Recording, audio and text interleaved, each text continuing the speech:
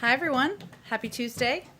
A couple of things to just update you on the top. As we've discussed previously in this room, the President and the administration are making the case directly to the country about the need to pass the rescue plan so we can finish the job and get $2,000 into the pockets of working families, so we can reopen schools safely, and so we can get economic relief to struggling Americans and communities.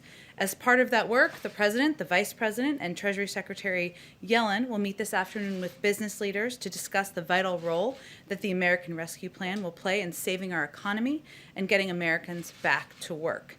Private sector leaders understand how important it is, and we've seen calls from across the political spectrum, from leading business groups to labor and progressive lawmakers, for Congress to act quickly in getting additional economic relief out the door. These calls have been echoed by leading experts and economists who have praised the plan, including top economic advisors to the last four presidents, both Democrat and Republican. And analysis after analysis has shown that the economic cost of inaction would be incredibly painful for the American people, something we saw last Friday with the latest month of weak job numbers. But they also know that we have a way to help workers and get our economy back by passing the rescue plan. So a couple of pieces of economic data you all may have seen. A CBO projection last week found that it would take the economy 4 years to bounce back and return to full employment without the rescue plan. Studies by the Brookings Institution and Moody's Analytics found that the economy could recover from the pandemic and return to full employment by the beginning of next year if the rescue plan is enacted. Moody's also found that passing the rescue plan would double economic growth, returning the economy to full employment a full year faster. A couple of other updates from our COVID team. You may have also seen this. Jeff Zients, the COVID coordinator, made a few announcements earlier this afternoon.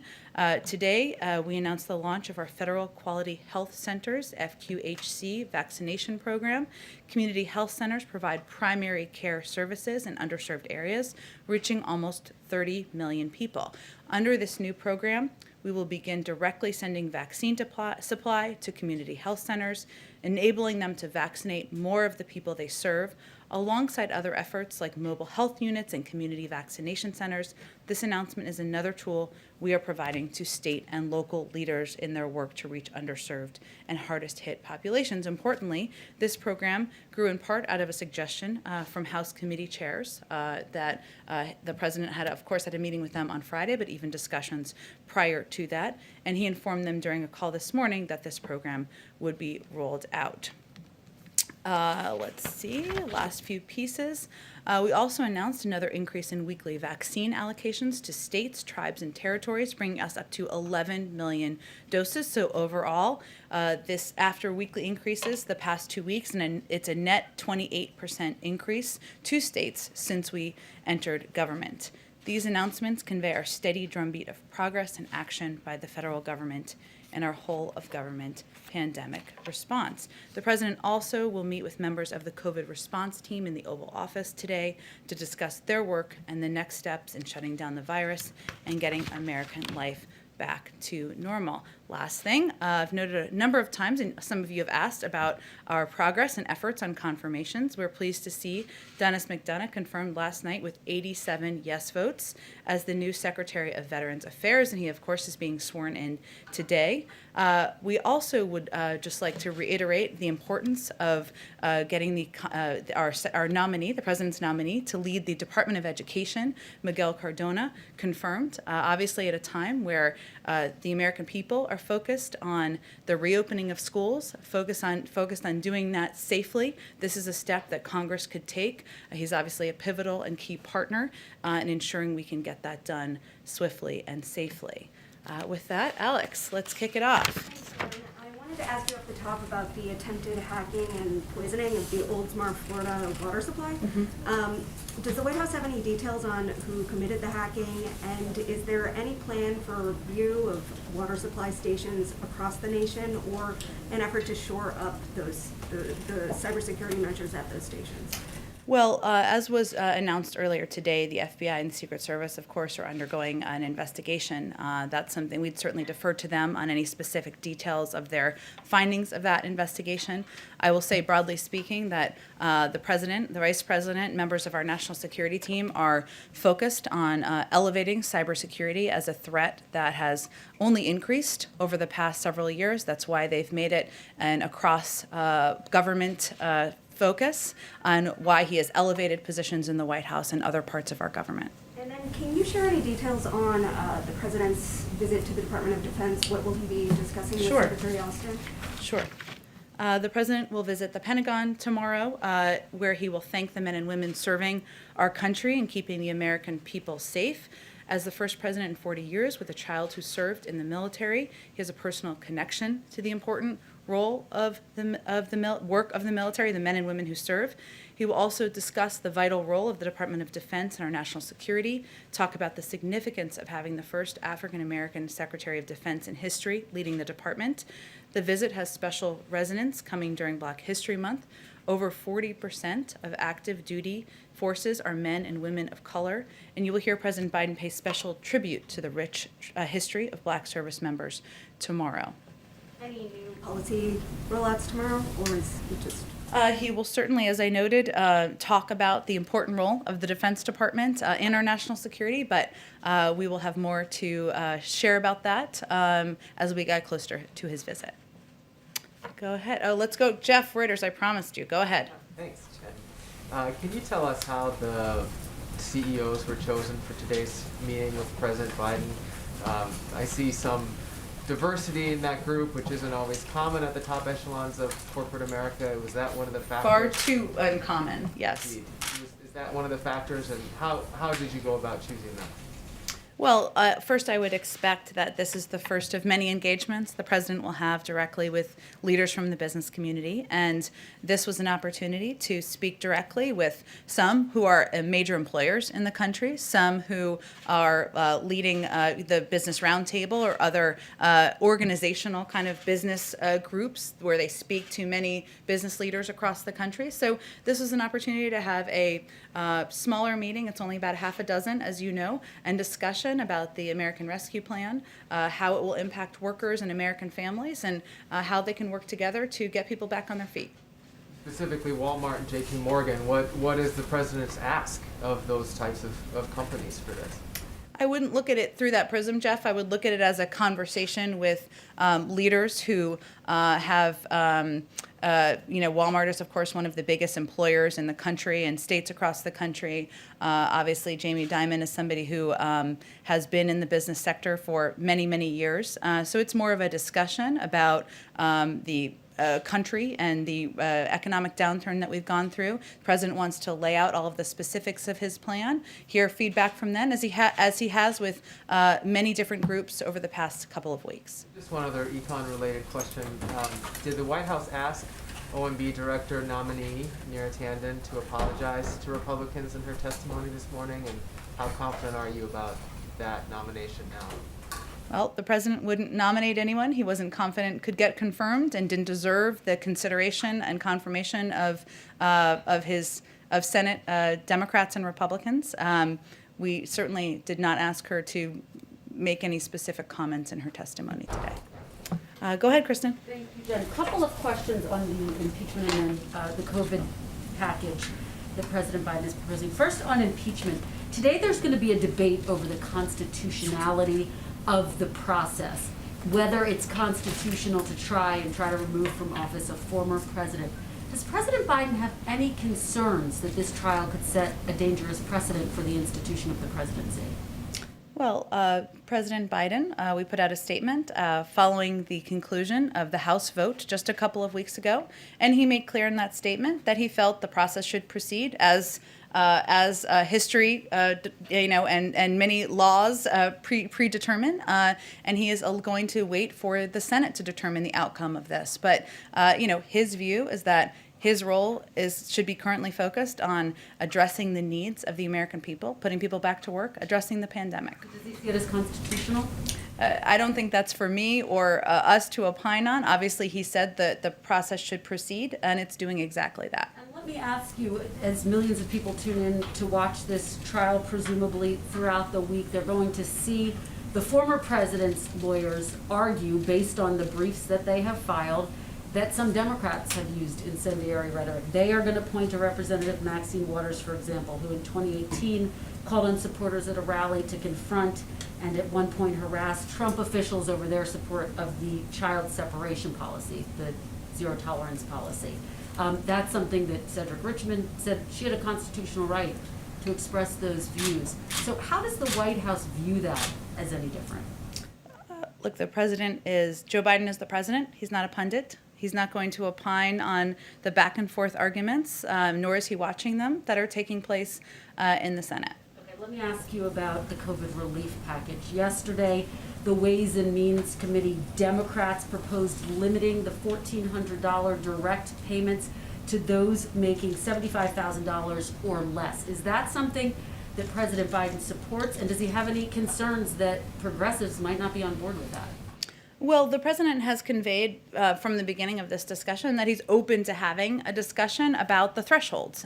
He has been firm in his resolve that Americans should be made whole on the $2,000 checks, which of course would mean maintaining his firmness on the $1,400 checks, right? But there's been a discussion about the thresholds and what those should look like. And he doesn't feel that families making over $250,000 a year should be the target of this relief. But there is a scale up, right? Even in the recent negotiations from the 75 and from the 150, it's just will reach a certain top thresholds where people would not receive relief. So, but has he determined whether he would support that? Does he support 75,000 as being the threshold? It's not the threshold. That's kind of who would receive the maximum amount. There is then a scale up beyond that. These negotiations are ongoing. We certainly support the discussions as they're happening, and certainly his view is that he's open to the discussion about making them more targeted and ensuring that people who need relief the most receive the relief. Go ahead. I had a couple, but I wanted to follow up on something Jeff asked, which Okay. is Jamie Dimon is among those participants, and there's been complaints both that big banks like JP Morgan have made it difficult for small businesses, minority businesses to access PPP loans, and lots of data that shows recently big banks have been scaling back consumer lending and instead buying government securities. And so I know that this is kind of a cheerleading event for the president's legislative package, but is he going to raise either of those issues with Jamie Dimon when he has the opportunity? Well, the president does not have a litmus test that he gives people before he meets with them in the Oval Office. Otherwise, he would not have met with 10 Republicans last week. So they don't agree with him on everything. I'm sure the business leaders would convey that to you. He doesn't agree with them on everything. But this is really a discussion about the American Rescue Plan, a plan that will help spark economic growth, help put people back to work, help get our economy on a path to recovery, and hopefully that's something they can all agree on. And I know that you guys have put together a task force to look at domestic extremism following what happened in January. But there's been a lot of reporting about the breakdowns that have happened in the government ahead of that, coordination between DHS and the FBI and Capitol Police. So I'm wondering, especially as there's chatter indicating that there might be further sort of demonstrations surrounding the election, what, if anything, the administration is doing to Surrounding which election? Sorry, I'm just trying to follow you. the past one. The past one. Yes. Okay. There's been online chatter that there's going to be another demonstration in March here in Washington. My point is the administration doing anything to look at the kind of breakdown that happened within law enforcement and the federal government ahead of January 6th to make sure that it's not replicated in the future? Well, I think one of the steps we took was the president named a head of Homeland Security in the White House, a role that did not exist in the prior administration, who can serve in a coordinating role to ensure that we are in touch with state and local authorities and officials, something that wasn't happening at a pace and with a level of coordination that should have happened in the last administration. We obviously came into office, or the president came into office, and our entire national security team did at a time of heightened alert, even on the day of the inauguration and following. So I would say we certainly are not looking to the past administration as a model, and we are charting our own path to make sure we do things differently. And lastly, the World Health Organization said today that it was extremely unlikely that the coronavirus escaped the lab in Wuhan. And I'm just wondering, especially now that we've sort of resumed our participation in the WHO, if the administration agrees with that assessment. Yeah, we have obviously seen those reports, as I mean the public reporting on it. We're looking forward to receiving the report and the data from the WHO investigation. We haven't looked at the data specifically ourselves, so we'd like to do that. We've expressed our concerns regarding the need for full transparency and access from China and the WHO to all information regarding the earliest days of the pandemic, but we weren't involved directly in the implementation of this investigation, and again, we'll just look forward to reviewing the findings in detail. Go ahead. Oh, we'll come back to you, Caitlin. Sorry. Go ahead. Two questions on schools. You opened up talking about reopening schools as being a priority for the administration. Are there any discussions within the administration of providing these kind of rapid tests that are being produced by Illum and other companies to help that move quicker, to get those tests to local school systems within the states? Well, our focus really at this point in time is waiting for the CDC guidelines to come out and give schools across the country, school districts across the country, the first medical and scientific recommendations and guidelines that have been given from the federal level. And obviously, once those are put out publicly and concluded, we will look for ways to work with states to ensure that schools are getting the resources they need. That's part of why we proposed funding in the American Rescue Plan, but we want to wait to see what the health and medical experts have in those guidelines to ensure we're directing those resources in the right way or working with states to do exactly that. Secondly, on President Biden's transgender rights executive action, specifically when it applies to high school sports.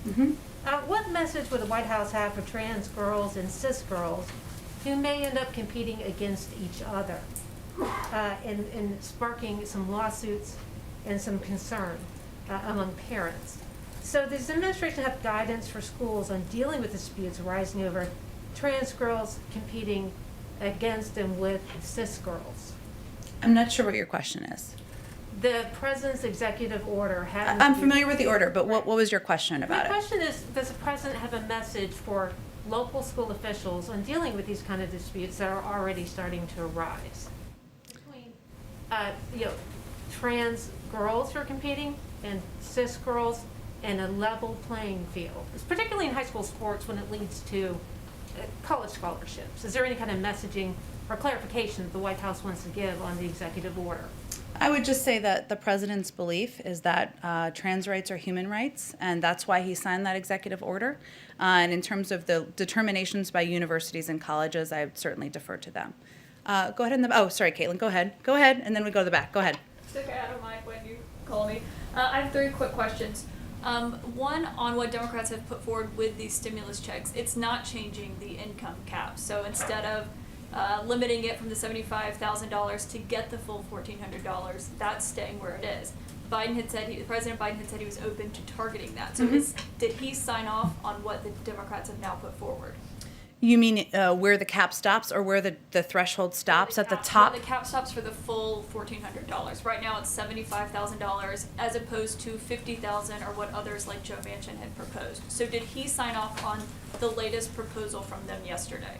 Well, his proposal was originally 75, right, and 150.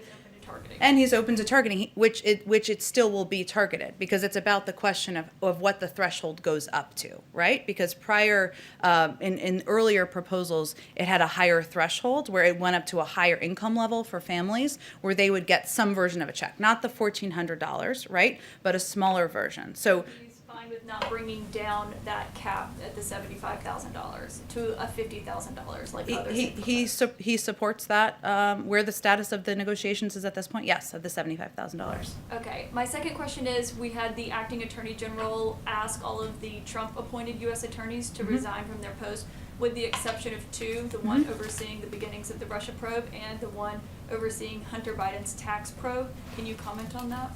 As you know, this has been commonplace among previous administrations, and we look forward to working with the Senate to swiftly fill these openings in the coming weeks. The president has also made clear that he wants to restore the independence of the Department of Justice and to ensure it remains free of any undue political influence. That will be helped when our Attorney General is, of course, confirmed. But the decision to leave 2 U.S. attorneys in their roles is a reflection of that commitment. Okay, so he had no conversations with the acting attorney general about the 2 who remained in their post? In what way? You mean who would leave? President Biden didn't have any did he have any conversations with the acting attorney general about leaving the U.S. attorney in Delaware and Connecticut in their post? These were decisions that were made in order to fulfill his promise of maintaining independence and ensuring that he sent that message in every action that was taken. Okay, and my last question, I know you said the president is not a pundit. I think we all agree with that, understand that, but he is the first president to be in office and have a former president, his predecessor, go and face an impeachment trial just down the street. So how can he not weigh in on whether or not it's constitutional, given he is the current office holder, and the questions of what precedent this sets and whether or not he agrees that it's constitutional? Well, again, this is obviously a big story in the country. No one's denying that here, and there's certainly going to be a lot of attention and focus on it. But our focus and the president's focus is on putting people back to work, getting the pandemic under control, and that means we're not going to weigh in on every question about the impeachment trial, and we don't feel it's necessary or our role to do that. Go ahead. Couple topics, I'll get through them quick. The CBO is projecting that raising the federal minimum wage to $15 an hour would lift 900,000 people out of poverty, but it would cost 1.4 million jobs. That is a difference of 500,000 people. What happens to them? I would also say that in the CBO findings, I should say, that they've also concluded that 27 million American workers millions of low-wage workers, I should say, 27 million American workers would be able to would help get them out of poverty. So there's a huge impact of raising the minimum wage. That's why the president supports it. There are also many other economic studies that show that raising the minimum wage has minimal impact on employment. A study of U.S. state-level minimum wage changes over 4 decades found that the number of jobs remained essentially unchanged over the 5 years following the increase. So the president supports it because he believes that raising the minimum wage is something that American workers, American families deserve, and that lifting 27 million American workers out of poverty, reducing inequality, would be a very positive step for our country. And once there is an agreement, does President Biden support sending stimulus benefits to undocumented immigrants? Again, I don't. If somebody has a Social Security number, like a child or a spouse, then they would be eligible. But he supports sending benefits to people who are eligible as a part of his proposal. Okay. And then on transparency, I have a very specific question about Okay. Executive Order 13891. One of the president's executive orders on the first day revoked a policy that required federal agencies to post their guidance on a searchable database.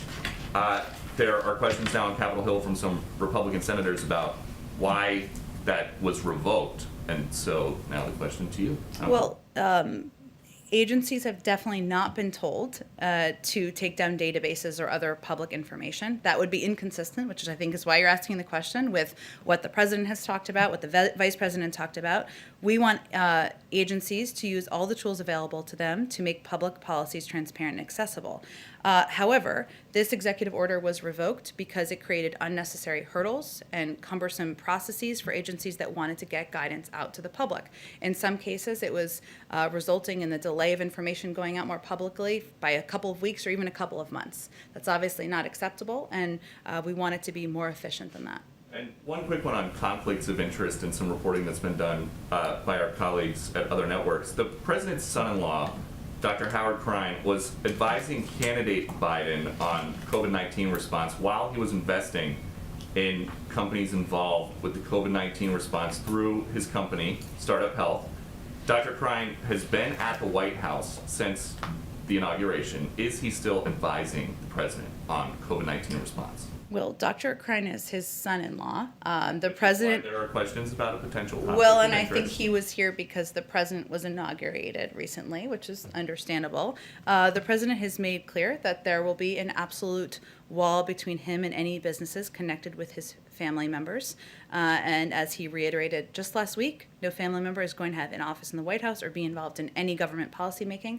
That applies to his son-in-law and applies to every single member of his family.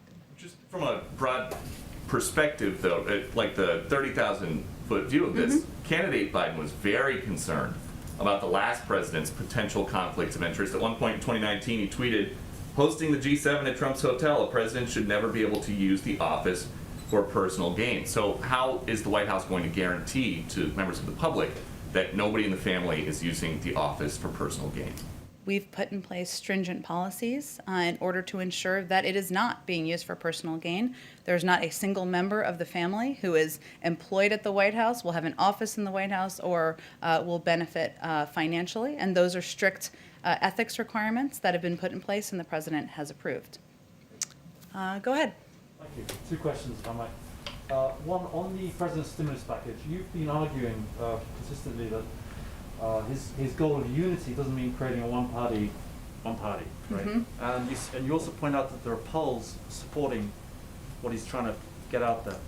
But what is his bottom line for showing that he has really tried for unity? Would there be one Republican senator would be enough? Would 0 be enough? Like, would he be happy if no Republican senators support his bill? I guess that's what it boils down to. Well, the president is certainly hopeful that the process that's underway now, the markups that are happening in the House, the markups that will then proceed in the Senate, will provide an opportunity for Republicans, Democrats of all different political stripes, to put their ideas forward and have those ideas considered. At the end of the day, his view is that urgency is his first priority here, and that the American people, people who are concerned about getting food on the table, 1 in 7 American families, people who are worried about reopening schools and getting their kids back in the classroom, people worried about whether their grandmother and their cousin are going to get vaccines, that's where his priority is. So the question really is, if 74%, depending on the poll, of Americans, including the majority of Republicans in some polls, support this proposal, support the components of this proposal, then why aren't more Republicans supporting it? We certainly hope they will and welcome them to the table. Go ahead in the back. I did have one other small, Sure. if you don't mind. This is literally a housekeeping question. Okay. People keep saying Literally housekeeping. housekeeping, Yeah, this is okay. actually housekeeping. Okay. You're probably going to say it's I'm very interested to hear what this is, but go You're ahead. probably going to say it's the airplane question of today, but I certainly am not. I've learned my lesson on that it's one. not the airplane, I promise you, but it's close to the ground. President Trump, former President Trump, he broke tradition by not having his predecessor have a portrait hanged up here. That, as far as I understand, that was something that was considered totally the normal thing to do. Will President Biden be inviting his predecessor to hang up a portrait somewhere? And will he get the Obamas back in to finally get their ceremony? I have no portrait revealings or portrait plans or portrait events to preview for you, but I have not been given any indication that we would break with tradition in that regard. Go ahead. Thank you, ma'am. This is distinctly not an impeachment question, but... Okay. It can be an impeachment question. You can ask whatever you want. Go ahead. Thank you. Does the president believe that former President Trump engaged in insurrection as described in Section 3 of the 14th Amendment? The president has put out multiple statements conveying that what the president did and his words and his actions were, and of course the events of January 6th, were a threat to our democracy. But he ran against him because he was concerned that former President Trump was unfit for office, in part because of his past history of invoking violence around the country. So President Trump is not here because former President Trump is not here because President Biden defeated him. More of the American people voted for him, and now his focus is on delivering on his promises to the American people. On an unrelated note, where does the president stand on an effort in California to recall Gavin Newsom? I have not spoken with the president about the recall, I should say, or the efforts to recall former Governor Newsom. Obviously, he is somebody who he has been engaged with in the past. They have a range of issues they have common agreement on, from the need to address climate change, to put people back to work, to address the COVID crisis. We remain closely engaged with him in his office. Go ahead. Thank you, ma'am. I've got a quick personnel question and then 2 follow-ups. About a year ago in March, President Biden said that Beto O'Rourke would be helping him when it came to his push for gun control. Does Mr. O'Rourke have any official role here at the White House, or has the president discussed anyone with him?